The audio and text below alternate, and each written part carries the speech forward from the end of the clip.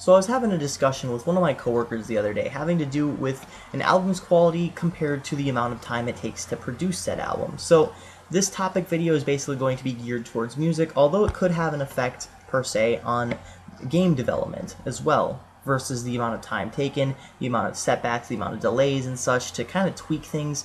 But today we're going to gear this strictly towards music. So basically the question is, does more time with development of the music itself, does more production time mean necessarily that it's going to be a better product? Now, we already basically know the answer to that. No. Now, I'm going to turn the question around. Does more time necessarily mean a weaker product? That's the question we're going to ask ourselves today.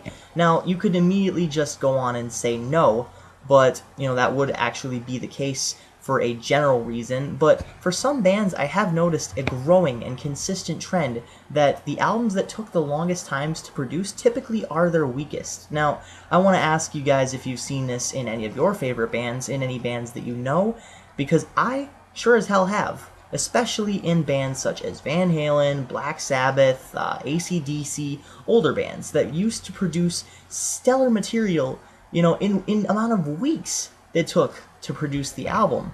And it was miles, light years better than the albums that took, maybe 10 years to produce, or 8 years in AC/DC's case, in between the gap between Stiff Upper Lip and Black Ice. Even after Ball Breaker, it took them 5 years to make Stiff Upper Lip, and that was probably one of their weaker albums, which I will get to in my next review. So I've also noticed in bands like Van Halen, where their newest album, A Different Kind of Truth, took them, over 15 years to make, and of course there was a lot of band drama going on in there, which does actually have an adverse effect on the quality of an album, but in this case it was actually pretty damn good. This is actually A Different Kind of Truth is my second favorite Van Halen release. So it can mean that they had all that time to fine-tune and tweak their ideas into perfection, but it could also mean that some ideas could remain stale and stagnant and just kind of thrown in there last second because the band needs to put out material. Now, in the case of, say, Tool, they haven't released an album since 10,000 Days in 2006. Now, when I first did the Tool discography, I didn't really think much of new albums because I had just heard Parabola and Schism off Guitar Hero World Tour. But when this album first came out, 10,000 Days,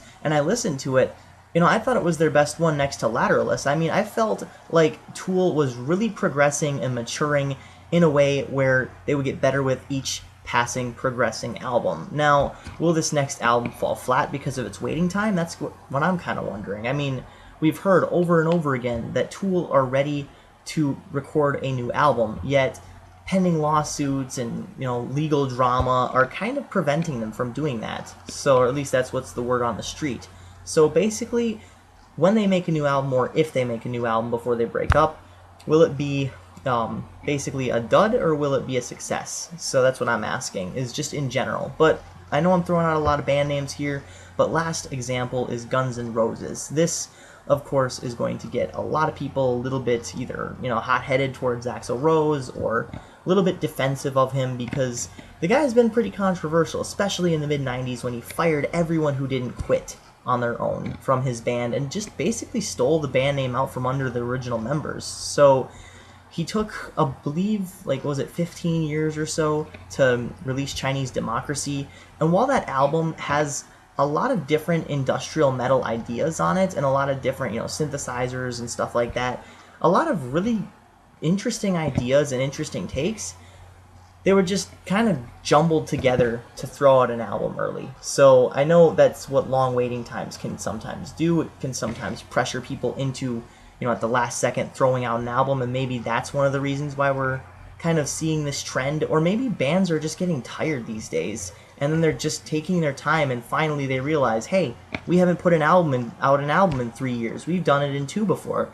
Let's rush things. So that certainly was, the case in Guns N' Roses, I believe, because in 2008, Chinese Democracy was released, and it was a little bit less than stellar. I believe I liked, 2 songs, Street of Dreams and the title track, because those actually seem pretty well fleshed out, I've got to say.